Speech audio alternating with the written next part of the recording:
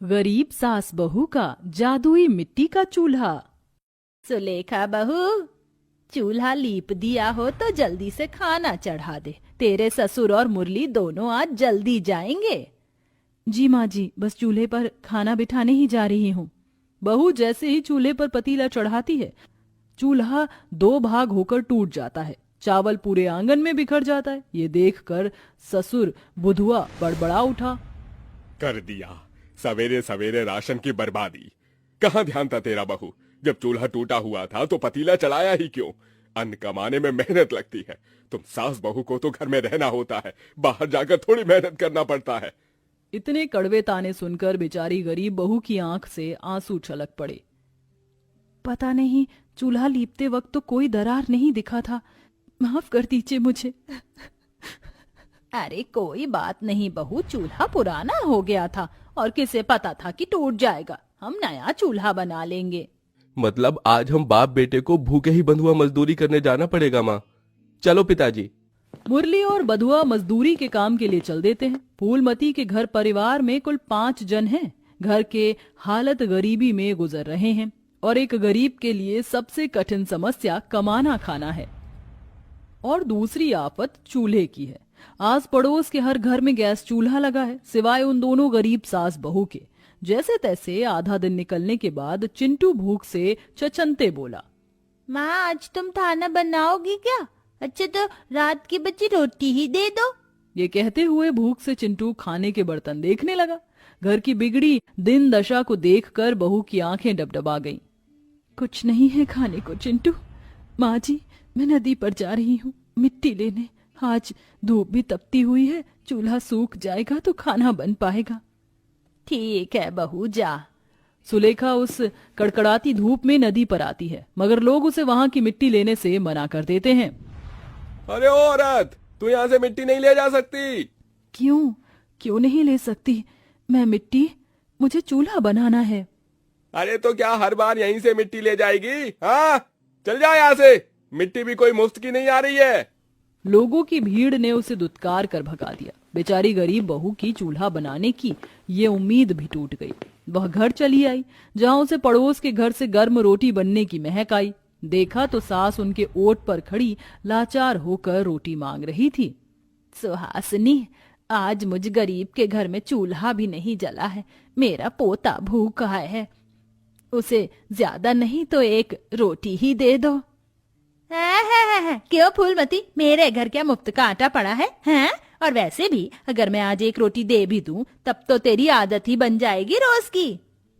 अगर तुम्हें यही है कि तुम्हारा आटा लगेगा तो मैं अपने घर से ला देती हूँ।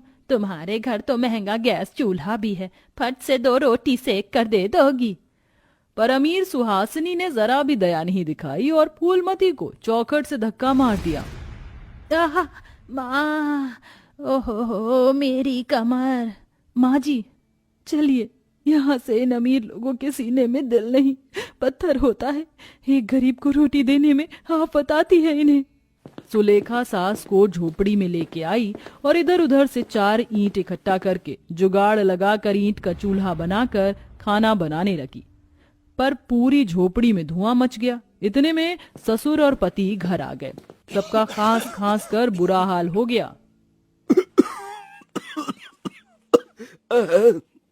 अरे ये घर है कि भट्टी?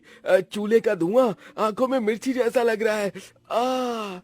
मारे डर के बहू ने चूल्हा बुझा दिया और थोड़ी देर में खाना परोसा, जिसे देख बाप बेटे पिनक कर बोले, अरे ये कैसा जला पका खाना बनाया है बहू तूने। दिन भर गधों की तरह मजदूरी करो और खाने में ये जली दाल रोटी, जाने कैसा करम पाया है हमने भी। बुधुआ ने बातों बातों में गरीबी की झुंझलाहट में सुलेखा को खूब सुनाया। इसी तरह से दिन बीतते गए। उस ईंट पर बहुत ही कठिनाई उठाकर बहू खाना बनाती, जिसमें अक्सर उसका हाथ पांव जल जाता। तो वहीं सास भी इधर उधर से कभी सूखे पत्ते बीन कर लाती, तो जब कभी सड़क पर गोबर दिख जाता तो उठा लाती। एक दिन सुलेखा की सास की तबीयत बिगड़ गई। उस रोज सुलेखा खुद जंगल लकड़ियां काटने गई। उसने अपने साथ कुछ रोटी और गुड़ बांध लिया। तभी रास्ते में एक बुढ़िया को चूल्हा बेचते देखा। बेटिया, चूल्हा खरीद लो, कम दाम में दे दूंगी। पिछले 10 दिन से रोज बिना कुछ कमाए घर जा रही हूँ। परसों रोज अनाज भी खत्म हो गया, 2 दिन से खाया नहीं है। अम्मा, मेरे पास पैसे नहीं कि चूल्हा खरीद सकूं, बाकी आप ये खा लो, गरीब की गुड़ रोटी है। भूख में तो सब अमृत लगता है बेटी। बुढ़िया बड़े ही चाव से गुड़ रोटी खा लेती है। सुलेखा उस बुढ़िया के पांव भी दबाती है। बदले में बुढ़िया मिट्टी का चूल्हा देकर बोली, बेटिया, तुमने मुझे खाना खिलाया, अब कर्ज तो उतारना है, ये चूल्हा तुम ले जाओ। आपका धन्यवाद अम्मा। सुलेखा खुशी खुशी चूल्हा घर ले आई और उस पर बर्तन चढ़ा दिया। तभी चूल्हा खुद से जल उठा। सुलेखा और उसकी सास यूं नजारा देखती रह गई। ये कैसा जादुई चूल्हा है जो खुद जल गया? तभी पास खड़े चिंटू ने कहा, माँ, मुझे खीर पूरी खानी है, आज खीर पूरी बनाओ। चिंटू के कहते ही जादुई चूल्हे पर रखा बर्तन सुनहरी चमक से भर गया और बर्तन खीर से भर गया, जिसे देख दोनों सास बहू खुश हो गईं। ये जादुई चूल्हा तो चमत्कार दिख रहा है बहू। और इस बार सुलेखा ने चूल्हे पर दूसरा खाली बर्तन चढ़ाकर पूरी मांगी। काश की ढेर सारी पूरी बन जाए। फिर क्या था, जादुई चूल्हा फिर सुनहरी चमक उठा और बर्तन लबालब पूरी से भर गया। उस रोज मजदूरी का काम ना मिलने पर उदास मन लिए सास बहू के पति भी दोपहर में घर चले आए। अरे बहू, जो रूखा सूखा बनाया है जल्दी से थाली में डाल ला। थोड़ी देर में सुलेखा खीर पूड़ी से थाल सजा कर ले आई। ये लीजिए, खाइए। अरे वाह, खीर पूरी कोई दे गया था क्या? नहीं जी, अपने घर में बना है। अरे सुलेखा, राशन जरा हिसाब किताब से खर्चा करो, अभी काम धाम भी नहीं है मजदूरी का। ये खीर पूरी पकाने की क्या पड़ी थी? एक गरीब के लिए आज से ज्यादा कल क्या खाएंगे इसकी चिंता उन्हें पहले से लगती है। तभी सुलेखा ने उगे जादुई चूल्हे की बात बताई। बुधवा बड़ी बड़ी आंखें करके बोला, क्या जादुई चूल्हा? मगर ये तो माटी का चूल्हा है। तभी तो ये मिट्टी का चूल्हा जादुई चूल्हा है ससुर जी। चूल्हे का जादू आजमाने के लिए बुधवा ने भी अपनी फरमाइश जताई। मुझे मटर पनीर और पुलाव खाना है। जादुई मिट्टी के चूल्हे, क्या तुम मुझे ये दे सकते हो? इतने में चूल्हा फिर चमका और पुलाव, मटर पनीर बुधवा के सामने आ गए। पूरे परिवार ने खुशी से साथ में खाना खाया। अब तो जादुई मिट्टी के चूल्हे के आ जाने से सुलेखा को खाना बनाने में कठिनाई भी नहीं होती। चूल्हे पर रोटी फट से सिक जाती और धुएं का झंझट भी दूर हो गया और उस खाने का स्वाद भी जैसे अमृत सा लगता। माँ, एक रोटी और दो ना, बड़ी मीठी लग रही है इस जादुई मिट्टी के चूल्हे की रोटी। हाँ, ये लो चिंटू, अभी सब्जी भी छौंकनी है। क्या बनाऊं? बस 2 ही आलू रखे हैं, इसमें तो पूरा परिवार भी नहीं खा पाएगा। सुलेखा ने जैसे ही 2 आलू की सब्जी चढ़ाई, वह मिट्टी के चूल्हे के जादू से बढ़कर बहुत हो गया। सब भर पेट खाकर तृप्त हुए। एक दिन एक भूखा भिखारी उस गरीब सास बहू के द्वार पर आया। मुझ भूखे को भी कोई एक रोटी दे दो।